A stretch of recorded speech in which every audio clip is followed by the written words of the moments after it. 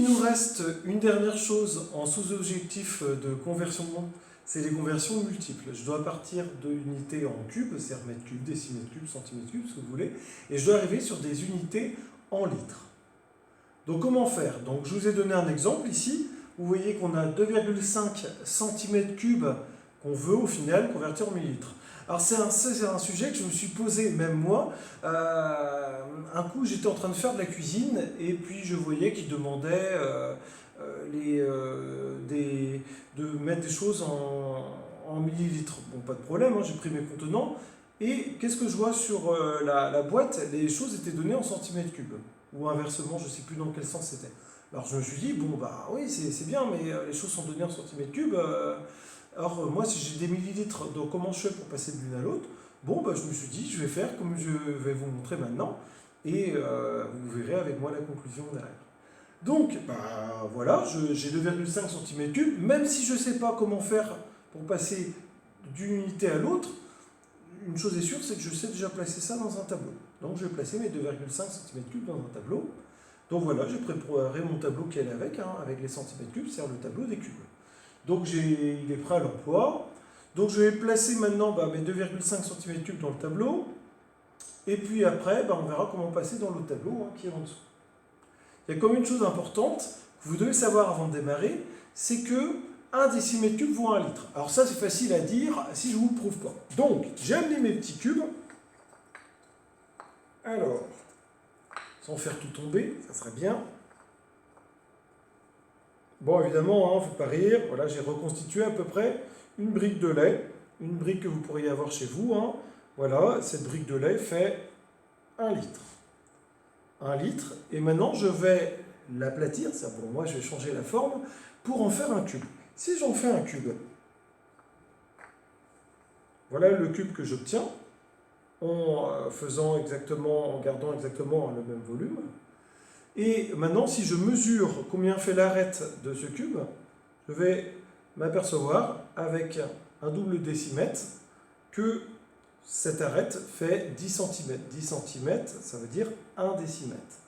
Donc finalement, j'ai un cube qui fait 1 décimètre sur 1 décimètre sur 1 décimètre. C'est ce qu'on appelle un décimètre cube. Donc conclusion, 1 litre vaut 1 décimètre cube. D'accord? Bon, je me débarrasse de ces cubes. Et du coup, maintenant, ça doit être clair, 1 décimètre cube vaut 1 litre. Donc, quoi ça va nous aider?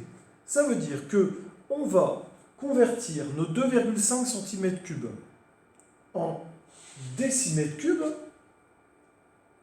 Et puis, comme on aura trouvé le résultat en décimètres cubes et qu'un décimètre cube vaut 1 litre, ça veut dire que j'aurai le même résultat en litres. Une fois que j'aurai obtenu le résultat en litres, je l'injecterai dans le tableau du bas et je convertirai, pour terminer, comme demandé, en millilitres. Alors, je n'ai peut-être pas été très clair, et c'est normal, vous avez besoin de voir comment ça marche. Donc, on va pouvoir démarrer la conversion. Donc, imaginez-vous juste que les décimètres cubes, c'est un peu comme dans Super Mario. Vous avez certainement tous joué à Super Mario. Dans Super Mario, il y a des tuyaux verts qui permettent de passer dans un autre monde. Et bien ici, c'est un peu ça. Les décimètres cubes, c'est mon tuyau vert qui permet de me glisser et d'arriver dans l'autre tableau. Et quand on est descendu au niveau des décimètres cubes, on atterrit au niveau des litres. Si c'est toujours pas très clair, c'est pas grave, puisque maintenant on va démarrer avec un exemple concret. Donc je vous ai dit, même si vous ne savez pas comment faire, première chose à faire, on va commencer par placer ces 2,5 cm3. Donc comme d'habitude, je place ma virgule frontière droite de l'unité de départ, c'est-à-dire au centimètre cube. Ensuite, je convertirai en décimètres cubes. Donc là, je viens de placer, comme demandé, ma virgule frontière droite des centimètres cubes. Et je vais maintenant placer les chiffres autour, le 2 et le 5.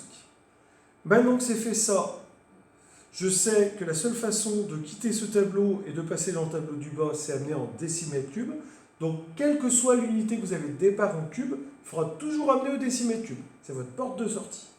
Donc, je vais déplacer maintenant la virgule pour l'amener au décimètre cube.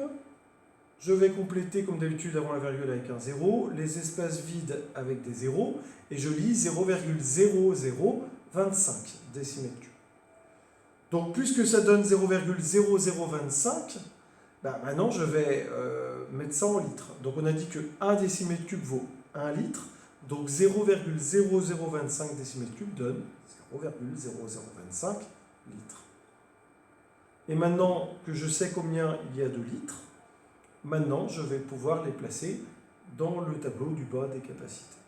Donc, j'ai 0,0025 litres. Je place donc la virgule, frontière droite, des litres. Une fois que j'ai fait ça, je reconstitue mon nombre. Donc le 0 avant la virgule, les deux zéros, le 2 et le 5.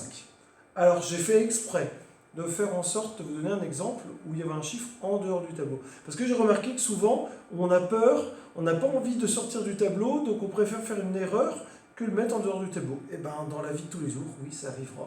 Des fois, on a des nombres qui sortent du tableau de conversion. Et c'est tout à fait normal.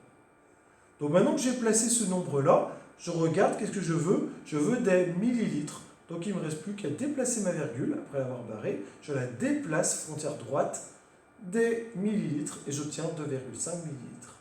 Et j'arrive enfin à la conclusion.